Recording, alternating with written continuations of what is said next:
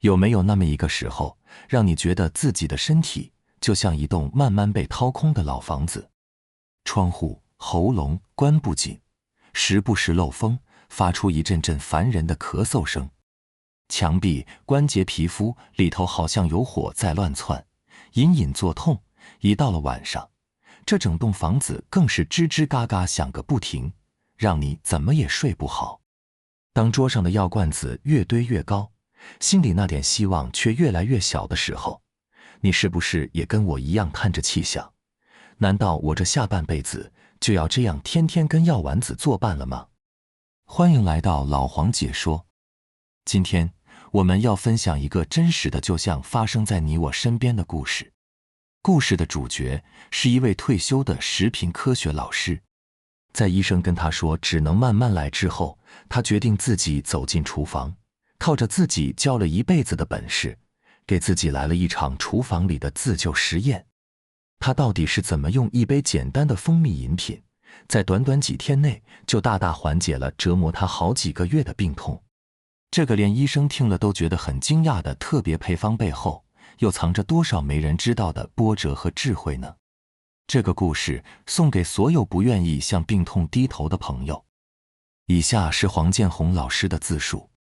我叫黄建红，今年68岁，从市立高工的食品加工科退休下来快10年了。我这辈子打交道的就是各种食材、添加物，还有它们之间那些奇妙的化学反应。我一直挺自豪的，觉得自己比一般人更懂得吃，也一直相信药补不如食补。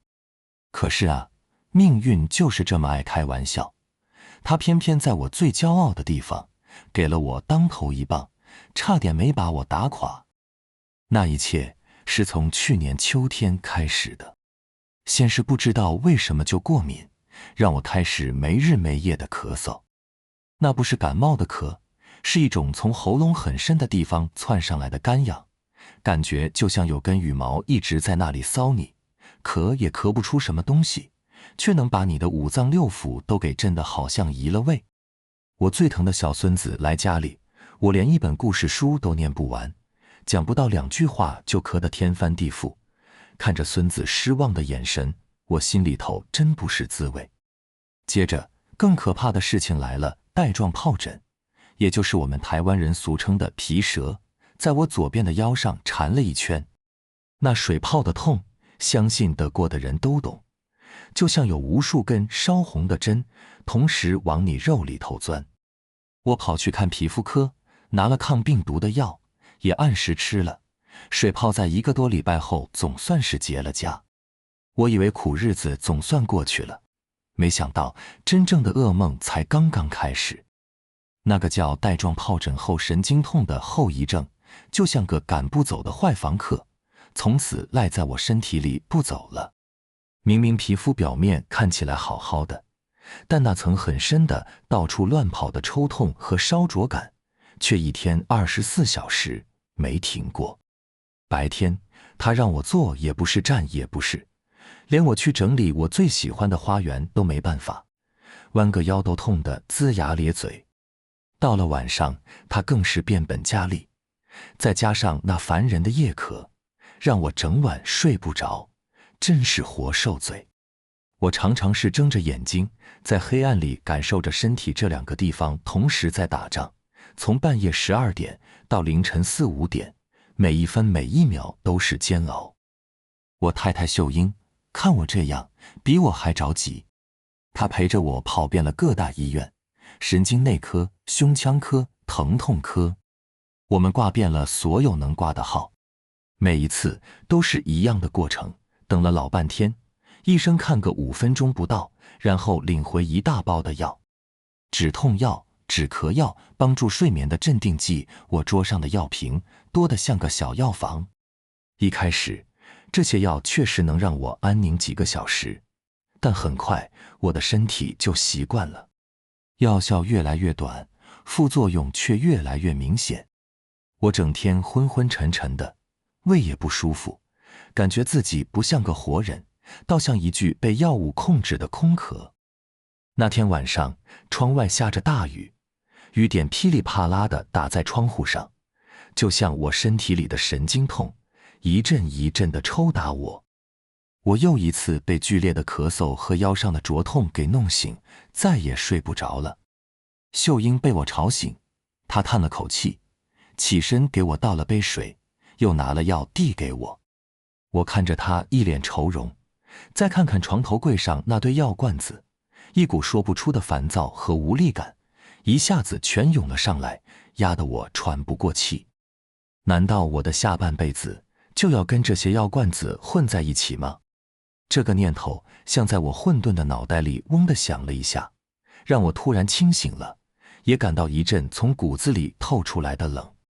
我是一个教了一辈子食品科学的老师啊，我教学生怎么用天然的方式防腐、调味、萃取营养。我告诉他们，食物本身就有很强大的力量。可现在呢，我却像个无助的病人，把自己的身体完全交给了这些化学合成的药片，让他们来控制我。这简直是我人生最大的讽刺。那一刻，我做了个决定，我不要再这样下去了。医生帮不了我的，我要自己想办法帮自己。这个念头一出来，就像一颗种子在我心里疯狂地发芽。第二天，一个电话更让我下定了决心。是我教书时的老同事老张打来的，他兴高采烈地约我下个月初一起去花东骑行，说定金都付了。那是我盼了一整年的旅行啊！我们几个老骨头约好了，要从花莲一路骑到台东，去看看那片传说中的博朗大道。可是电话这头的我，连从床上走到客厅都需要龇牙咧嘴，我怎么可能去骑车？强烈的渴望和残酷的现实像两只大手把我挤在中间，几乎让我窒息。挂上电话，我对着秀英说，我要去，我一定要去。秀英看着我，眼神里满是心疼和无奈。你别傻了啦，你现在的身体怎么可能？我打断她的话，语气是从来没有过的坚定。我还有1个月的时间，我要在这1个月内把身体调养好。秀英大概是被我这疯话吓到了，没再多说什么。隔天，她还是不放心地陪我去了最后一次复诊。这次看诊的是消化内科的李文昌医师，他是我20几年前教过的学生，一个非常优秀、客气的年轻人。文昌很仔细地听了我的情况，也看了我带来的所有病历和药单。最后，他扶了扶眼镜，有点为难地对我说：“老师，您这个神经痛确实是比较麻烦的后遗症，目前没有特效药，只能靠药物控制，让它随着时间慢慢缓解。至于您的慢性咳嗽，可能跟胃食道逆流有关，但也跟您的过敏体质和免疫力下降脱不了关系。我帮您调整一下药量，但主要还是得放轻松，多休息。放轻松，多休息。又是这句话。我躺在床上痛得打滚的时候，要怎么放轻松？我咳得撕心裂肺的时候，又能怎么好好休息？我对他点点头，心里却已经彻底凉了。正当我准备离开诊间时，我瞥见了墙上的一张卫教海报，上面写着“药食同源，智慧养生谈食疗在慢性病中的角色”。就这几个字，像一道光，瞬间照亮了我心里的迷雾。对啊，食疗，这不就是我的专业吗？我怎么把它给忘了？那一刻，我心中那个沉睡已久的黄老师彻底醒了过来。我对着文昌笑了笑，说：“谢谢你，文昌。”老师知道了。走出诊间，我对秀英说：“从今天起，我们不吃这些药了。”秀英大惊失色：“不吃药？那怎么行？你想痛死啊？”我拍拍她的手，眼神里是她从未见过的光芒。放心，我不是要放弃，我是要用我自己的方法来给自己调理看看。回到家，我做的第一件事就是把那些瓶瓶罐罐的药全都收进了柜子的最深处。然后我走进了我的书房。那个地方，自从我退休后，已经很久没有像那天一样充满战斗的气息了。我把我大学时期的食品化学、营养学，甚至连《本草纲目》都搬了出来，堆得满桌子都是。我还打开电脑，开始查国外关于自然疗法、抗发炎饮食的最新研究论文。我把那些英文的摘要一篇篇翻译、研读，像当年准备升等考试一样认真。我的目标非常明确，找到能够同时针对发炎、咳嗽和失眠这3大问题的天然食材组合。经过整整2天不眠不休的研究，我锁定了几个候选人。第一是蜂蜜，它润肺止咳的功效自古就有记载，而且它能提供温和的天然能量，安抚神经，这是我配方里不能少的基底。第二是姜黄，这几年它简直是养生界的超级巨星。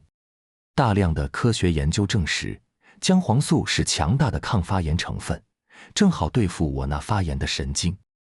第三是柠檬，它富含维生素 C， 能提升免疫力，而且它的酸味能中和一些食材的辛辣味，让口感更好。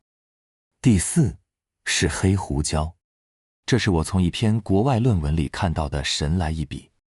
研究指出，黑胡椒里的胡椒碱能把姜黄素在人体内的吸收率提高整整2000%，它们2个简直是天生一对。第五是肉桂，它性温，能暖身，促进血液循环，对于改善因为疼痛和身体虚寒引起的睡眠问题，说不定有帮助。我把这5样东西的名字写在纸上，看着它们，感觉自己就像一个准备调兵遣将的将军。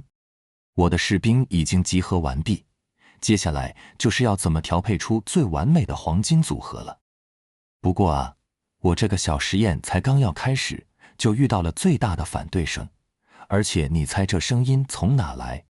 就是我那个最亲的老婆秀英。当我拿着采购清单，兴冲冲地从外面买回一大包姜黄粉、肉桂粉、黑胡椒粒和好几罐纯蜂蜜时，秀英的脸就拉了下来。当我把电子秤、量杯、研磨机这些实验器材在我们的厨房料理台上一一摆开时，她终于爆发了。黄建红，你到底在搞什么鬼？她双手叉腰，站在厨房门口，声音里满是焦虑和生气。你又不是医生，你把这些东西乱吃，万一吃出问题怎么办？你以为这是在学校上课做实验吗？这是你的身体呀。我试着跟他解释我的理论，跟他说姜黄素和胡椒碱的搭配，跟他说蜂蜜的润养功效。可我说的越多，他就越生气。我听不懂你那些什么素什么碱的，我只知道有病就要听医生的话，好好吃药。你把这些东西收起来，明天跟我去医院把药领回来。那天晚上，他甚至躲在房间里偷偷用手机查乱吃姜黄粉的副作用，看到一些吓人的文章，更是急得直掉眼泪。那是我们结婚40年来吵得最凶的一次。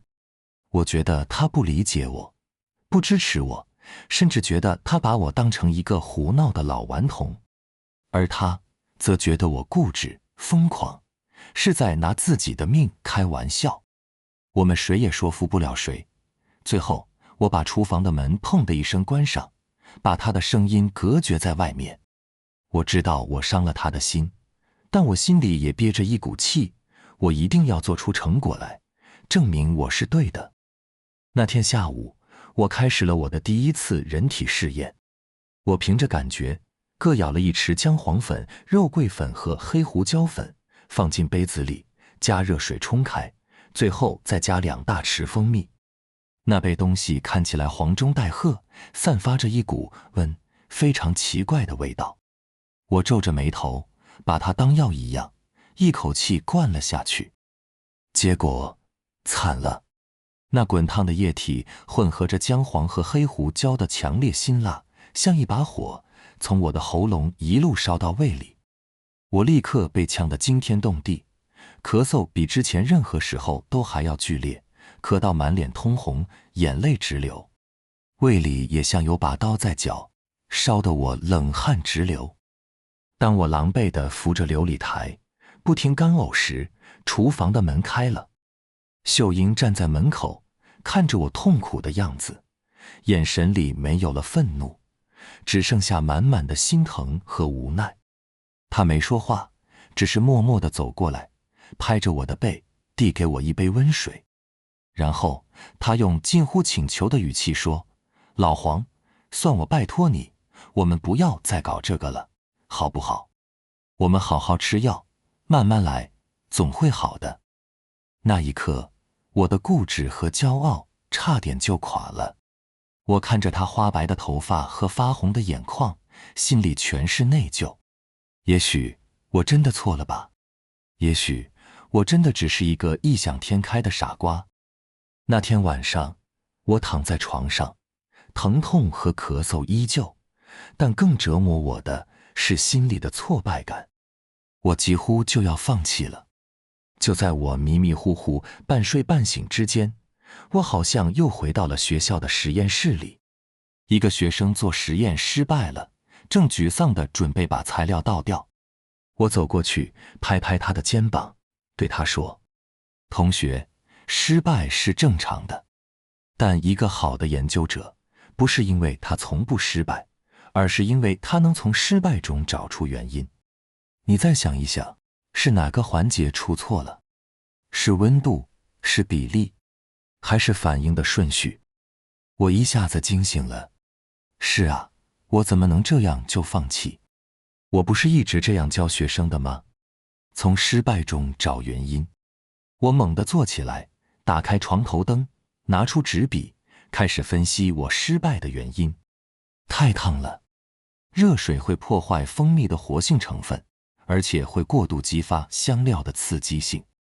比例不对，粉末和水的比例，各种香料之间的比例都需要更精确的计算。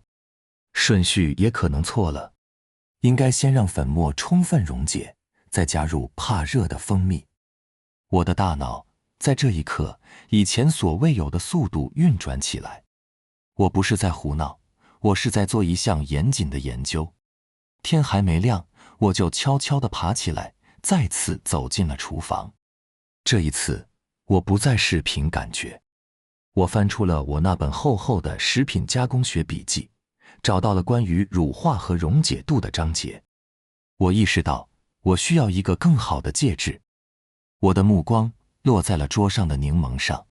对了，柠檬汁，它的酸性能帮助调和味道，而且我隐约记得，有些物质在微酸的环境下溶解度会更好。而且这次我绝对不能用热水了，必须用温水，不能超过摄氏60度。于是我的配方 2.0 版诞生了。我拿出我的宝贝电子秤，精确的称量：3克姜黄粉，1克肉桂粉，0.5克现磨的黑胡椒粉。我先把这3样粉末在杯中混合均匀，然后冲入大约200毫升、温度大概在50度左右的温开水，用小汤匙不停地搅拌，直到所有粉末都均匀地悬浮在水中。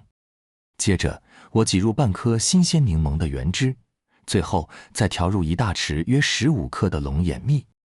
这一次，杯中的液体呈现出一种非常漂亮的温暖的金黄色，闻起来有柠檬的清香、肉桂的微甜和蜂蜜的芬芳，姜黄和胡椒的辛辣味被巧妙地压制住了。我怀着忐忑的心情，小心翼翼地喝了一小口，温润、顺滑，带着微微的甜和恰到好处的酸。咽下去之后，喉咙里暖暖的，非常舒服。成功了，至少在口感上，已经是一个巨大的飞跃。为了让我的研究更有说服力，我甚至制作了一个身体状况记录本。我设计了一个表格，上面有日期、饮用时间、配方比例的微调，以及最重要的身体反馈栏。我把身体的感受量化，疼痛指数从1到10，10为最痛，日间咳嗽次数大概估算每小时几次，入睡时间以及夜间醒来次数。我甚至用手机拍下了我每天的舌苔和气色作为佐证。我要用最科学、最严谨的方式来记录这场发生在我自己身体上的实验。实验的第一天，我选择在清晨起床后空腹喝下这一杯，因为我判断空腹时肠胃的吸收效果是最好的。喝完后，我感觉喉咙里像被一层温润的油膜盖着，很舒服。那天白天，我惊喜地发现，我咳嗽的频率真的降低了。以前大概每小时要咳上10几次，那天减少到了3、4次，这给了我巨大的信心。不过呢，到了晚上，神经痛的威力依然强大，我还是在床上翻来覆去，最后只睡了不到3个小时。我在记录本上写下咳嗽改善，疼痛依旧。实验的第2天，我做了一点微调。我猜想，是不是血液循环不够好，才导致疼痛难以缓解？于是我把肉桂粉的量从1克增加到了1.5克，希望能加强它温经通脉的效果。同样是清晨空腹喝下，白天的效果依然不错，咳嗽已经变得很零星。真正的考验在晚上。那天夜里，我竟然断断续续地睡着了。虽然还是醒了2次，但每次醒来后竟然能再次入睡。我摸了摸腰部，那股尖锐的像针刺一样的锐痛，似乎变成了一种比较可以忍受的钝痛。我赶紧拿出我的记录本，在总睡眠时间那一栏，激动地写下了5小时。天啊，这是我生病以来睡得最长的一次。秀英也发现了我的变化，她看到我白天看报纸时，不再需要一直变换姿势，眉头也舒展了许多。她开始动摇了。那天早上，她看到我又要去准备我的特调饮料，她没有再阻止，只是默默地站在一旁，轻声问了一句：“需要我帮忙吗？”我当时激动得差点把杯子打翻。我笑着对她说：“好啊，你帮我把柠檬洗一洗。”就这样，我的这个小实验终于迎来了第1位支持者。实验的第3天，我决定保持第2天的配方不再调整，因为我相信身体需要一个稳定的适应过程。白天，我几乎没有再听到自己咳嗽了。那根在喉咙里瘙痒了几个月的羽毛，仿佛终于被清走了。我怀着既期待又紧张的心情，等待着夜晚的降临。这最后一站将决定我的花东之行是美梦还是泡影。晚上睡前，我又喝了一杯。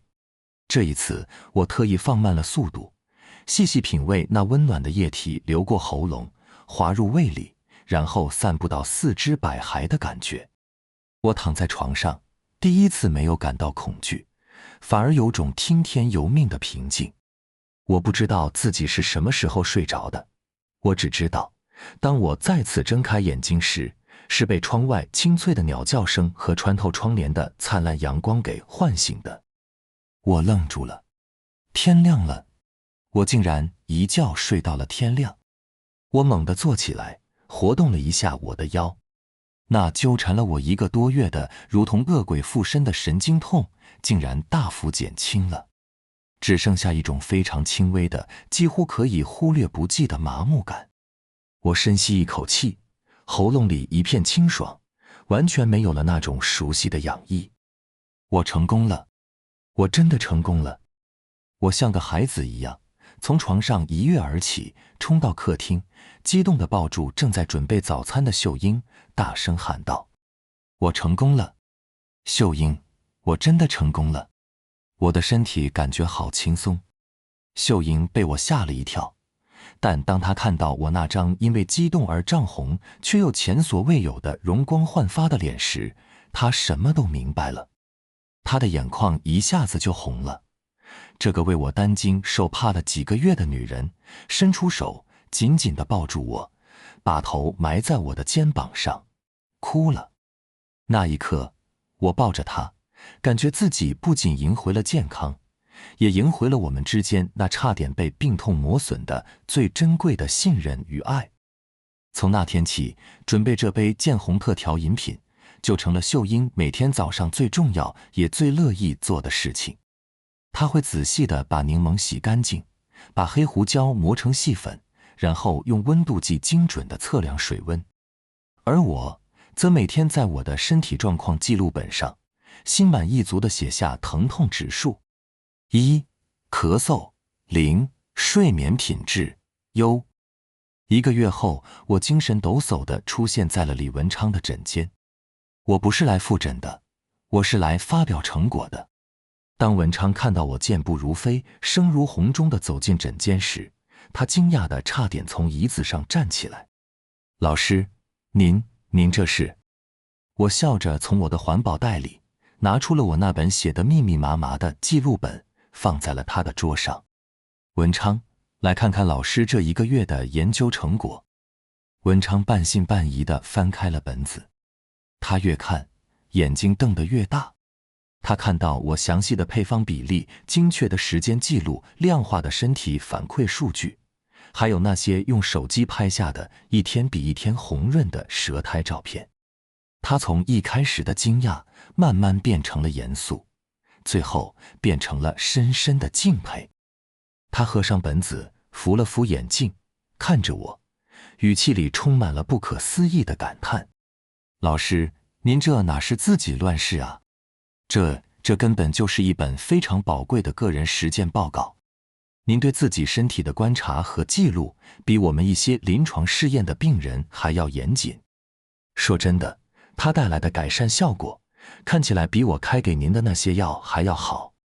他拿着我的本子，像捧着什么宝贝一样，激动地对我说：老师，你能不能把这个配方和您的心路历程详细地分享给我？我们医院有很多像您一样受慢性病痛困扰，又不想过度依赖药物的病人。您这个方法和精神对他们来说会是很好的参考和鼓励啊。那一刻，我看着我这个已经成为主治医师的学生，眼中闪烁着求知的光芒，我心里的那种满足感啊，真是没法说。我不仅让自己的身体状况大幅改善，我的这点雕虫小技竟然还能给更多的人带来一点启发。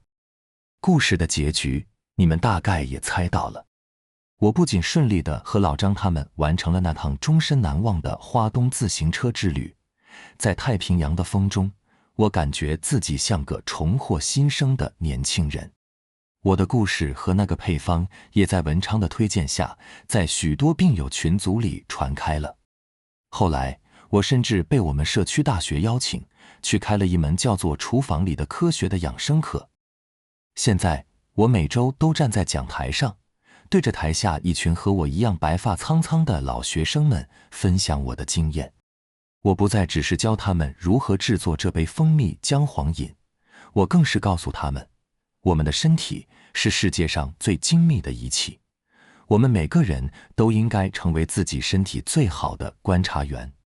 不要轻易向病痛投降，也不要盲目地把所有希望都寄托在医生和药物身上。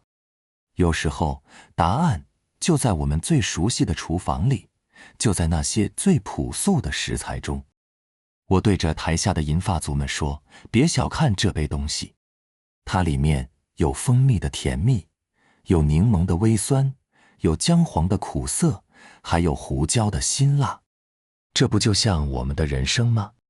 五味杂陈，但只要我们用心去调和，用智慧去配比，再平凡的材料也能创造出属于我们自己的生命奇迹。